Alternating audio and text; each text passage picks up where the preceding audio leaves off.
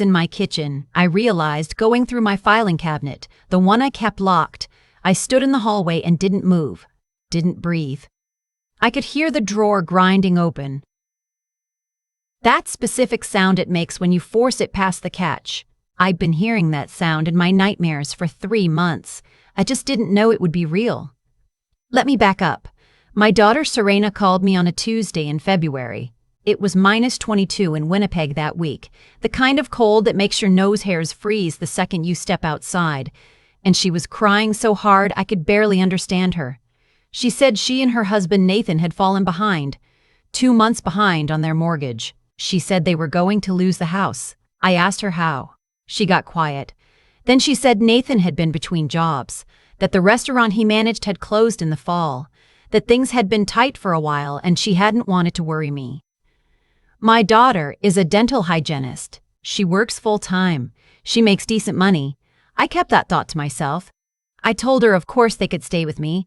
I have a 3-bedroom bungalow in St. James, bought it with my late husband Raymond 40 years ago, paid off the mortgage 17 years back. I'm 71.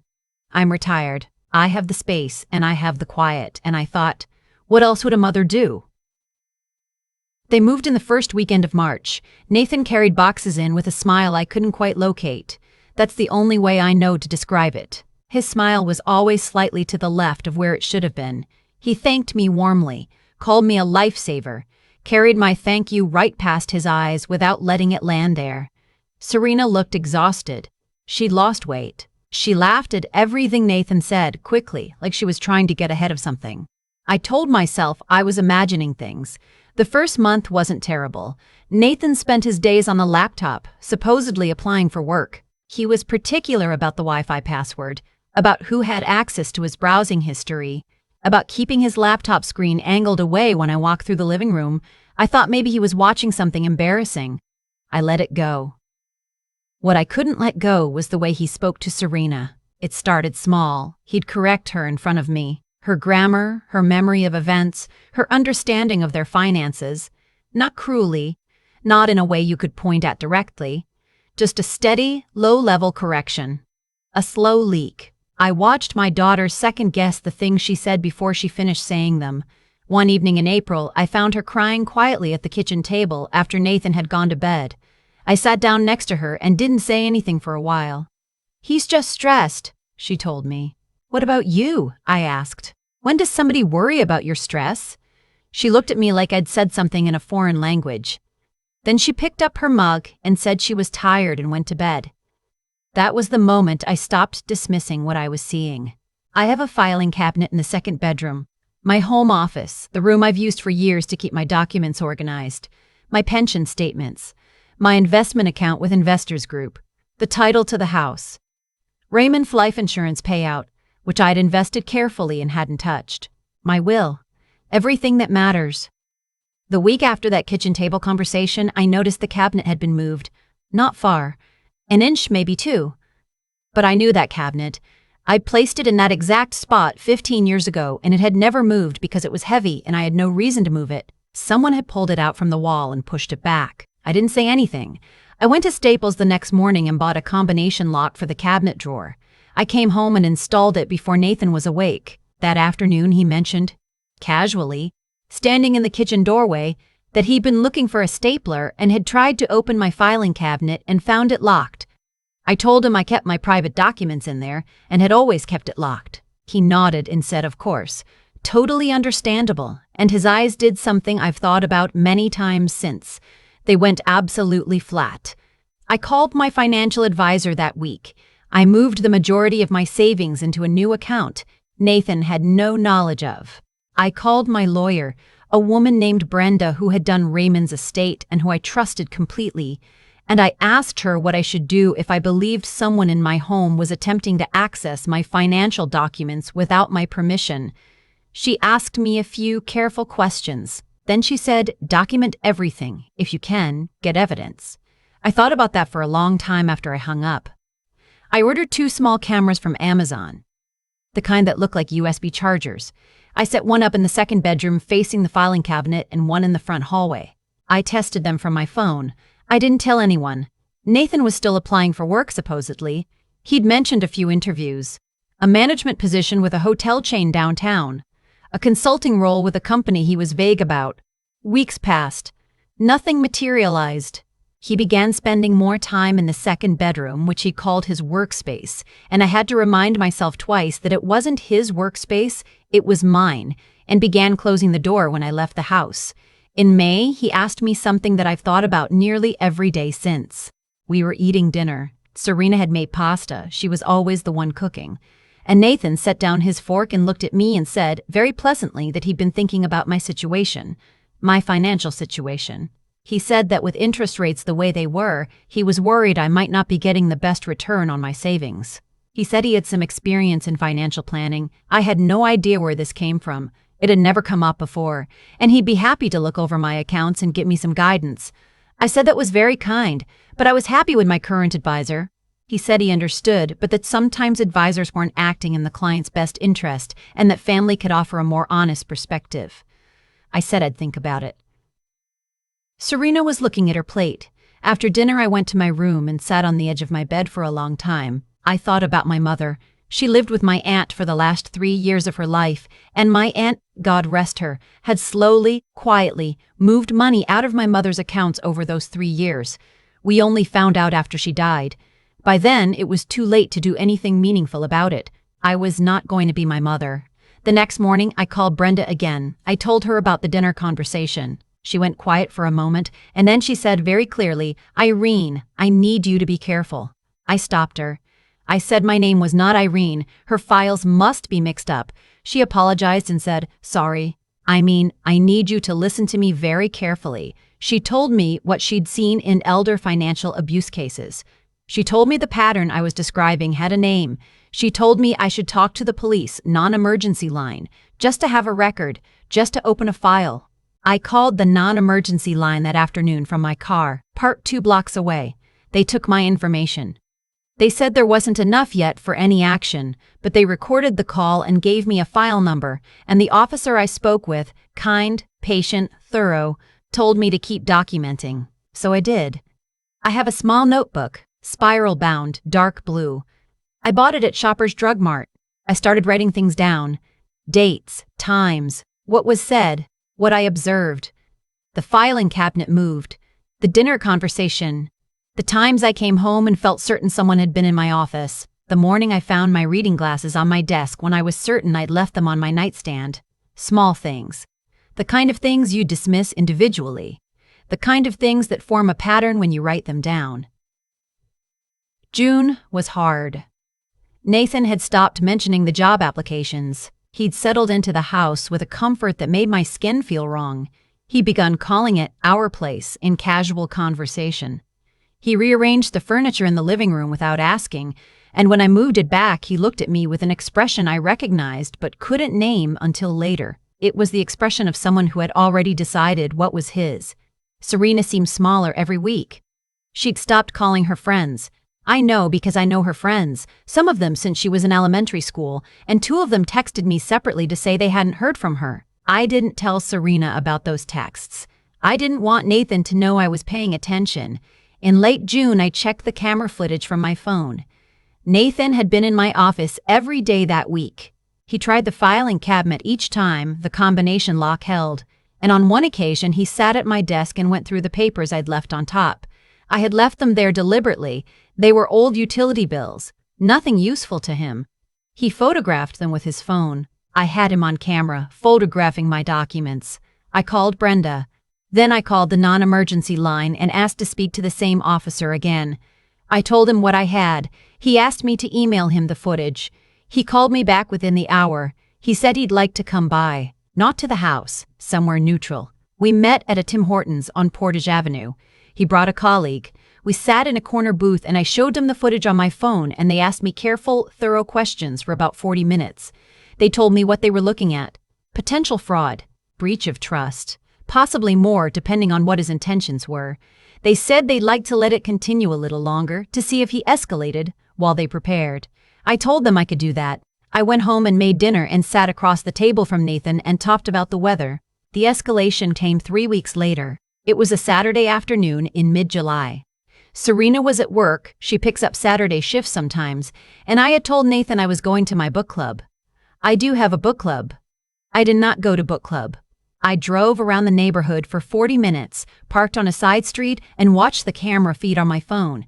He went into the office within 10 minutes of me leaving. He tried the filing cabinet. He tried it twice, 3 times. Then he went to the kitchen. I watched him on the hallway camera and came back with something in his hand. He was trying to force the lock. I called the officer's direct number. He picked up on the second ring. I told him what was happening. He said they were ready. He said to give it 20 minutes. I sat in my car on that side street and watched my phone screen and did not cry, which surprised me. I felt very calm. I felt the way I used to feel at the end of a long project at work, that particular stillness that comes when everything you planned is about to happen and there is nothing left to do but let it. I drove home. I walked up my front path and unlocked my front door and walked into my own house, and the officer and his colleague walked in behind me, and Nathan was standing in my office with his back to us, still working on the lock. He turned around. I had imagined this moment many times. I'd thought about what I'd say, whether I'd be angry, whether I'd feel afraid. I felt none of those things. I stood in the doorway of my own home office, and I looked at the man who had been slowly, methodically trying to take what was mine, and I felt a quiet, complete clarity. I said, "Nathan, these are Officers Tran and Beauchamp. I believe you've already met Brenda, my lawyer." Brenda had come in behind us. She had her briefcase. She was 63 years old and had been doing this work for 35 years, and she looked at Nathan with the particular expression of a woman who has seen exactly this before. Nathan's face, "I'll remember this for the rest of my life," went the color of old snow. He said something about a misunderstanding. He said he'd just been looking for a stapler. He said the lock had been stuck and he'd been trying to help. The officers asked him to step into the hallway. I stood in my office alone for a moment after they let him out. I looked at the filing cabinet, the small gouge in the metal where he'd been working at the lock, and I thought about my mother, and I thought about Raymond, and I thought about Serena. Serena. She came home from her shift at 4:30 to a house with a police car in the driveway. I was waiting for her at the door. I opened it before she reached the steps. She looked at me and she looked at the police car, and I watched her face do something that broke my heart a little. She didn't look confused. She looked like someone who had been waiting for something like this and had been hoping it wouldn't come, and now that it had come, didn't know whether to feel devastated or relieved. She sat on the front porch steps. I sat next to her. I didn't say I told you so. I didn't say anything for a while. I just sat next to her the way my own mother used to sit next to me when I was small, and everything felt like too much. "How long did you know?" she finally asked. "I suspected for a while," I said. "I didn't know for certain until June." She nodded slowly. "He moved money from our joint account," she said quietly. "Not a lot. A few hundred here and there. I kept thinking I'd miscounted. I kept giving him the benefit of the doubt." I took her hand. The officers spoke to Serena separately. She gave them access to her banking records. What they found there added to the file considerably. Nathan had been preparing for something larger. There were internet searches on his laptop later discovered for how to add a name to a property title in Manitoba, for how joint investment accounts work in Canada, for what constitutes power of attorney. He'd been building something. He just hadn't finished building it. He was charged with attempted fraud and breach of trust. His lawyer got him a date in provincial court for October. I was told the process would take time. That is the honest reality of these things. The justice system is slow and imperfect, and nobody comes to your door and tells you it's over. You live alongside it. You carry your file number in your wallet, and you answer calls from the Crown Prosecutor's office, and you keep living your life. What I wasn't prepared for was the phone call I got 6 weeks later. A woman named, she told me her name but asked me not to share it, called me from Saskatoon. She said she'd found my name through a family connection, a cousin who'd heard something through someone who knew Brenda's assistant. She said she'd been dating a man for 4 months. His name was Nathan. He managed a restaurant. He was wonderful, she said, and her voice had that particular warmth that means you know before you're told that something has already begun to go wrong. She said he'd asked recently if he could have a look at her finances, just to help, just because he cared. I told her to sit down. I told her everything. I told her everything. I told her about the cameras, the cabinet, the searches on his laptop. I told her about the file number and Brenda's name and the officer's name and the court date. I told her to call her bank in the morning and put a hold on any changes to her account. I told her to trust the feeling she'd had when she picked up the phone to call a stranger and ask about a man she wasn't sure about. She was quiet for a long time. Then she said, "I knew something was wrong. I kept telling myself I was being paranoid." I told her that the day I stopped calling it paranoia was the day I started protecting myself. I told her that the little voice that notices things, the one we spend so much of our lives trying to talk ourselves out of, is not paranoia. It is information. She called me twice more after that. The last time to tell me she'd ended things with him and changed her locks and felt, for the first time in months, like she could breathe. That call was the one that made me cry. Not the filing cabinet, not Nathan's face going pale, not the court date. That call. Serena is doing better. She's still in the house with me, which neither of us planned, but we settled into a rhythm that feels unexpectedly like something good. She's seeing a counselor through her employee assistance program. She's been talking to her friends again. Last week she reorganized my kitchen cupboards, which I pretended to be annoyed about. I'm not going to pretend the last several months were easy. They weren't. There were nights I lay awake and wondered if I'd overreacted, if I'd destroyed my daughter's marriage over a suspicion, if I'd made everything worse. There were days I didn't trust my own judgment, but I trusted it enough. That was all I needed. My filing cabinet has a new lock on it now, a better one. The gouge in the metal is still there, and I've decided to leave it. Not as a wound, as a reminder. I spent 40 years in this house building a life. I know exactly what it took to build it, and I know, now, in a way, I don't think I could have known before, that I am absolutely capable of protecting it. The book I was supposed to discuss at book club that Saturday in July, we finally got to it 2 months later. It was about a woman who leaves everything familiar and builds something new from scratch in a place where nobody knows her name. My friend Georgette said she found it depressing. I told her I found it hopeful. I still do. People ask me sometimes if I feel guilty, if I feel like I destroyed my daughter's marriage. I've thought about that question more than I can count, usually somewhere around 2 in the morning when the house is quiet and the thoughts come whether you want them or not. The honest answer is no, but it took me a while to get there. What I've come to understand, not from a book, not from anything anyone told me, but from living through it, is that what Nathan was doing had a logic to it. A patient, calculated logic. He didn't arrive in my house with bad intentions fully formed. He built them slowly, the way you'd build anything meant to last. He watched. He tested. He moved the filing cabinet an inch and waited to see if I'd notice. When I said nothing, he tried something else. When I put on the combination lock, he found another way in. Every time a boundary held, he looked for a gap. That is the nature of what he was doing. It expands into whatever space you leave for it. And I had almost left a lot of space.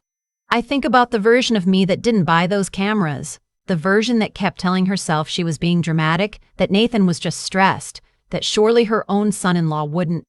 Surely not. That version exists. She was me for a while. She sat at the kitchen table and watched Serena second-guess every sentence and told herself it wasn't her place to interfere.